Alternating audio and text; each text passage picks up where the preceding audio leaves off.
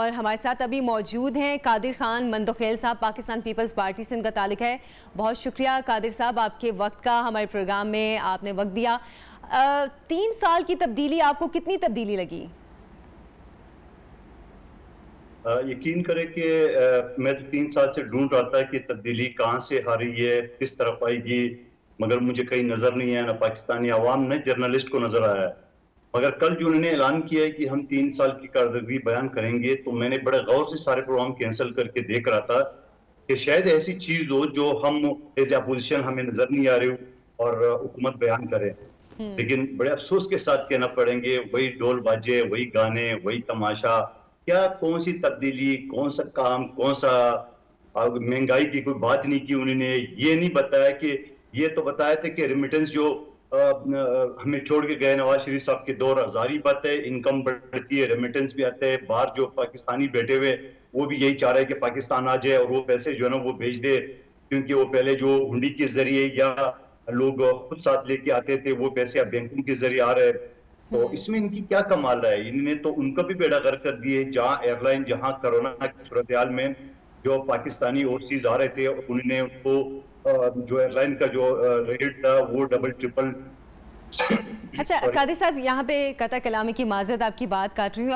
अपना फ्रेम आप अगर ठीक कर लें तो हम आपको वीडियो भी बराह रास्त देख सकेंगे, क्योंकि कुछ फ्रेम का इशू आ रहा है, आपकी वीडियो ठीक तरह नहीं आ रही। जी ठीक है कादिर साहब जी, अब बात अपनी जारी रखिएगा। जी मैं ये कह रहा था ना कि ये सारी चीजों का अब आप मुझे खुद बता दें, मुझे एक तरफ रख ले।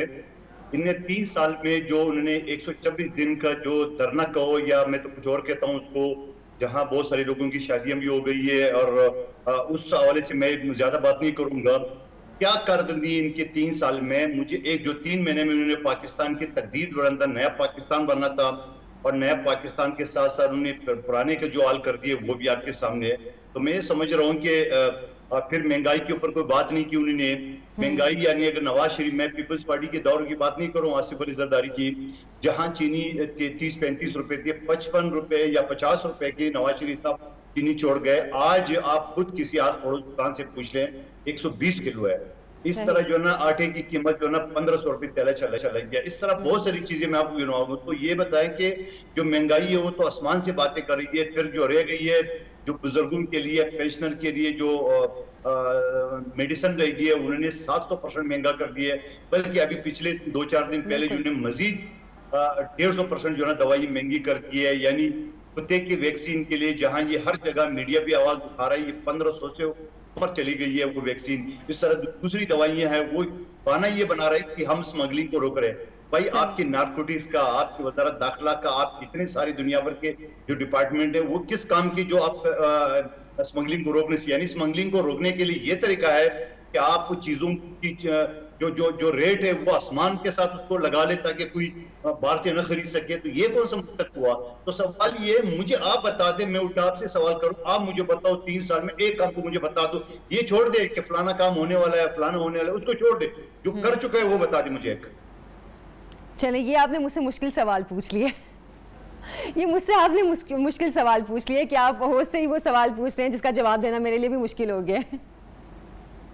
देखो यकीनन ये बात है जो अभी थोड़ी देर पहले आपकी मैं सुन रहा था गुफ्तगू, अभी मोटरसाइकिलें आप दिखा रहे हो कि मोटरसाइकिलें जो है ना वो ज्यादा प्रोडक्शन शुरू हो गए लोग। और भाई अक्लमंद आदमी 1000 रुपए किस्त पे महीने की मोटरसाइकिल मिल जाती है, और वो मोटरसाइकिल जो 35,000 की थी वो मोटरसाइकिल आज मिल रही है 70,000, 75,000, 90,000। लेकिन वज़ीर आज़म साहब तो ये कह रहे थे कादिर साहब के लोगों के हालात अच्छे हो गए, इसलिए मोटरसाइकिल्स भी और गाड़ियां भी रिकॉर्ड फरोख्त हुई हैं, उन्होंने कहा है।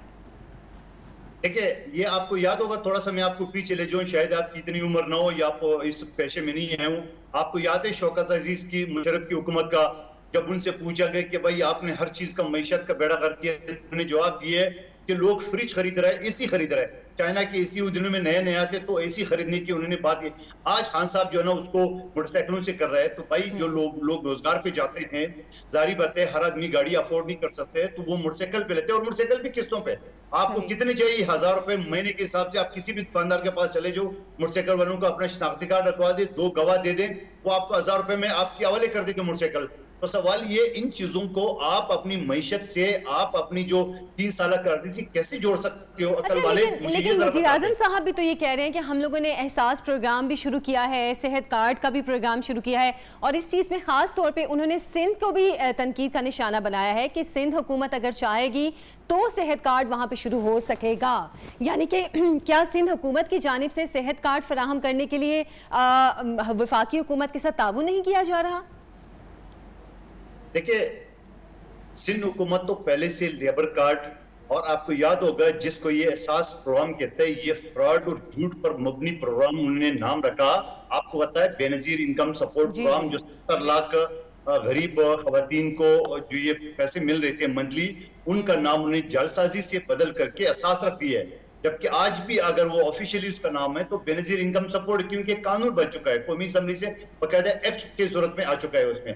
अब ये जालसाजी सी, आपको याद होगा कोरोना की सूरत में जहां वर्ल्ड बैंक ने IMF से, एशियन डेवलपमेंट बैंक से, इनसे अरबों रुपए खरबों रुपए जो उनको मिल गए, तो उन्होंने बेनजीर इनकम सपोर्ट का जो 3 महीने की बैलेंस थी उसमें 1 महीना और बढ़ा के 4,000 बढ़ के 12,000 लोगों को की है। तो कौन सा कमाल कर दी है? तो वैसे लोगों को। साहब, एक सवाल मेरा यहाँ पे है आपसे। आपने बेनजीर इनकम सपोर्ट प्रोग्राम की बात की कि उसको एहसास प्रोग्राम कर दिया है। अभी मैं ये बात भी कर रही थी कि हमारे यहाँ ये होता है कि एक गवर्नमेंट कोई मंसूबे शुरू करती है तो जब दूसरी कोई गवर्नमेंट आती है वो उन मंसूबों को या तो ख़त्म कर देती है या वो मंसूबे कहाँ जाते हैं पता भी नहीं चलता आवाम को। अगर किसी लीडर के नाम पे कोई मंसूबा चल रहा है तो नेक्स्ट गवर्नमेंट उसको क्यों लेकर नहीं चलती है? ये हमारे यहाँ क्या मसला है कि हमारे दिल में आता है कि हम किसी लीडर के नाम का मंसूबा, किसी और की पार्टी के लीडर के नाम का मंसूबा क्यों लेकर चलें? देखिए, ये तो तंग नजरी और कम ज़र्फी की आला मिसालें हैं जो आप सवाल उठा रही है। आपको याद होगा बेनजीर इंटरनेशनल एयरपोर्ट था इस्लामाबाद का, जो पिंडी में पुराना था, अब नया जब शिफ्ट हो गया तो उसका नाम इस्लामाबाद रख दिया है। तो आप यहाँ से अंदाजा लगा ले तंग नजरी का और इनकी आला ज़र्फी का। मैं चलो ये कह देता हूँ कि उनको इस्लामाबाद यानी बेनजीर जो एयरपोर्ट था उसका नाम उन्होंने बदल करके इस्लामाबाद रख दिया है। तो इसके अलावा ये बेनजीर इनकम सपोर्ट, आपको याद होगा बहुत सारी वीडियो भी आ गई है जो खवातीन ये कहा कि हमें बेनजीर शहीद ने यह प्रोग्राम दिया है। उनके वजीर, इनके गवर्नर, ये सारे लोग जब ये हवाला देते थे कि भाई ये बेनजीर नहीं है, ये वो दे रहे, इमरान खान दे रहे, तो कह रहे नहीं इमरान खान नहीं दे रही, ये बेनजीर का है। सारी बात है, एक लीडर ने जब एक बुनियाद रखा, आज अगर इमरान खान का कोई प्रोग्राम उसके नाम से आता है जो कि फिलहाल तो नजर नहीं आ रहा है, या चलो मैं कहूंगा कि खैबर पख्तूनख्वा हेल्थ कार्ड के नाम से उन्होंने एक प्रोग्राम शुरू किया है, तो यकीनन अगले प्रोग्राम चाहे पीपल्स पार्टी को या नून लीग या किसी का भी हो तो उसको बदलना नहीं चाहिए, उसका नाम रखना चाहिए उसी तरह।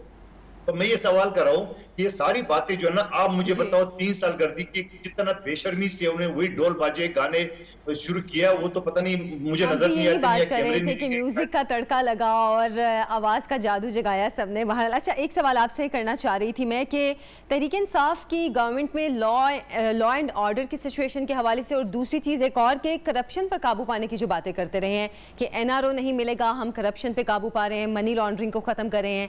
आपके ख्याल में इन 3 सालों में इन तमाम चीज़ों पर काबू पाने में किस हद तक कामयाब हुई है तहरीक इंसाफ?